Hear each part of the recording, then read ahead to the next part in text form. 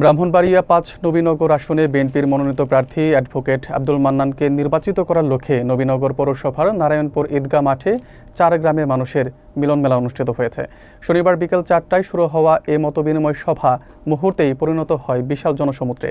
৪ গ্রামের মানুষ জানিয়ে দেন, সময়ের যোগ্য নেতৃত্ব হিসেবে তারা মান্নানকে পাশে পেয়েছেন এবং ধানের শীষের পক্ষে তাদের ঐক্য অটুট।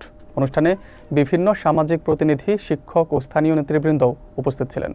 বিস্তারিত থাকছে হেলাল উদ্দিনের প্রতিবেদনে। নবীনগর পৌরসভার নারায়ণপুর ঈদগাহ মাঠ প্রাঙ্গণে ৪ গ্রামের মানুষের উদ্যোগে আয়োজিত মতবিনিময় সভাটি শনিবার বিকেলে অনুষ্ঠিত হয়, যা শুরু থেকেই উচ্ছ্বসিত জনসমাগমে ভরপুর হয়ে ওঠে। ব্রাহ্মণবাড়িয়া ৫ আসনে বিএনপির প্রার্থী অ্যাডভোকেট আব্দুল মান্নানকে নির্বাচিত করতে স্থানীয়দের মধ্যে যে ঐক্য তৈরি হয়েছে, এই সভায় তারই প্রকাশ ঘটে। আয়োজকরা জানান, ৪ গ্রামের মানুষদের দীর্ঘদিনের সামাজিক সম্পর্ক ও রাজনৈতিক সমন্বয় এবার নির্বাচনে মান্নানের পক্ষে বড় শক্তি হয়ে উঠেছে। অনুষ্ঠানের সভাপতিত্ব করেন সাবেক শ্রীরামপুর ইউনিয়ন পরিষদের চেয়ারম্যান শফিকুল ইসলাম সরোজ খা এবং সঞ্চালনা ছিলেন উপজেলা বিএনপির সাংগঠনিক সম্পাদক দেলোয়ার হোসেন সুহেল। বিভিন্ন গ্রামের সুশীল সমাজ, শিক্ষক, সাংবাদিক সহ তরুণরাও উপস্থিত হয়ে জানান, পরিবর্তনের পথে ঐক্যবদ্ধ অবস্থান এবারের ধানের শীষের পক্ষে কাজ করবে।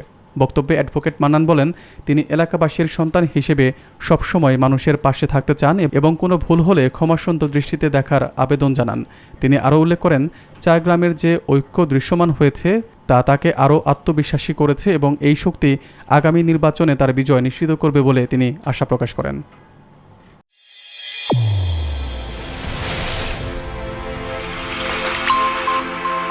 চ্যানেল A1 হৃদয়ের স্পন্দন।